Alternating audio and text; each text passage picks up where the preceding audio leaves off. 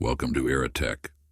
A boy working tirelessly in the fields, 17 hours a day just to afford a single meal. Now imagine that boy growing up to own one of the biggest car companies in the world, worth billions. Sounds impossible? This is the story of Chung Ju-Yung, the visionary who founded Hyundai. Let's dive into this incredible tale of struggle, resilience, and success. Born in 1915 in a poor Korean village, Chung's life was far from easy. His family barely had enough to survive. While others dreamed of wealth or fame, young Chung dreamed of just a full stomach, and maybe someday, a decent education. But fate had different plans. From a young age, he worked alongside his family in the fields. Yet even after back-breaking labor, hunger lingered. One day, while selling wood in a nearby city, Chung saw something that changed his life forever. People with plenty of food, decent clothes, and better opportunities. That moment planted a seed of ambition in his heart. In 1932, at just 16, Chung made a daring decision. He would leave the village and find work in the city. Walking over 160 kilometers, he reached Kowon and started working as a construction laborer. For 2 months, he tasted the joy of earning his own money. But then came the twist. His father found him and dragged him back to the village. This wasn't the end, though. That short freedom ignited a fire in Chung's heart. Over the next 2 years, he tried to escape not once, but 3 more times. Each time he was caught and brought back. But Chung didn't give up. In 1934, at 18, he made his final escape and reached Seoul, determined to build a life of his own. Chung took up whatever work he could find. Construction, factory jobs, and finally a delivery boy position at a rice shop. His dedication and hard work impressed everyone. In just 6 months, he was promoted to manager, and by 22, the shop's owner handed the business over to him. Chung transformed the small rice store into a thriving business. But just when life seemed stable, tragedy struck.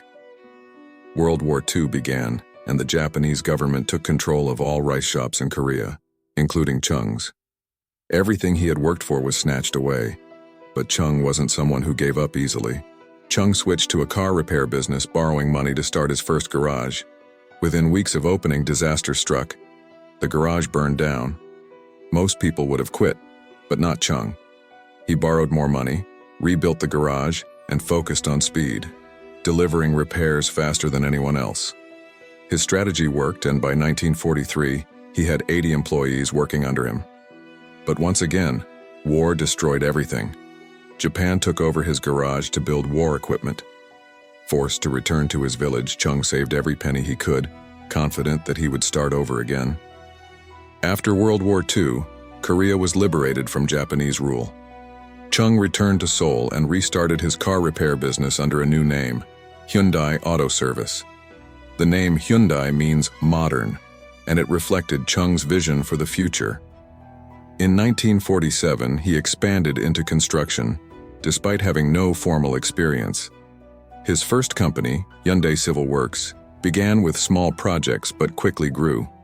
When the Korean War broke out in 1950, Chung escaped with his family to Busan but saw an opportunity amidst the chaos. The U.S. Army needed facilities like tents and warehouses. Chung's reliability and efficiency built strong relationships with the Americans, and his business flourished. In the 1950s and 60s, Hyundai became instrumental in rebuilding South Korea. The company built massive infrastructure projects like the Soyang Dam and the Gyeongbu Expressway, which connected the entire country. Chung's vision was no longer just about survival. It was about transforming his nation. By the late 1960s, Chung had built roads, bridges, and dams. Now he wanted to build cars to run on those roads. In 1967, he founded Hyundai Motor Company. Initially, Hyundai partnered with Ford to assemble cars, but conflicts arose when Ford resisted Hyundai's ambition to build its own vehicles. In 1976, Hyundai launched South Korea's first mass-produced car, the Hyundai Pony. Though it struggled in international markets initially, Chung doubled down, investing in a massive factory and improving quality. By 1982, the Pony 2 was a hit, both in Korea and overseas. Chung's biggest challenge was yet to come, entering the U.S. market. Competing with established giants like Toyota and Ford seemed impossible. But Chung found an untapped niche, the subcompact car market. Hyundai introduced the affordable Hyundai Excel with an unheard-of 5-year warranty. In 1986, Hyundai sold 170,000 Excels in the US, breaking records.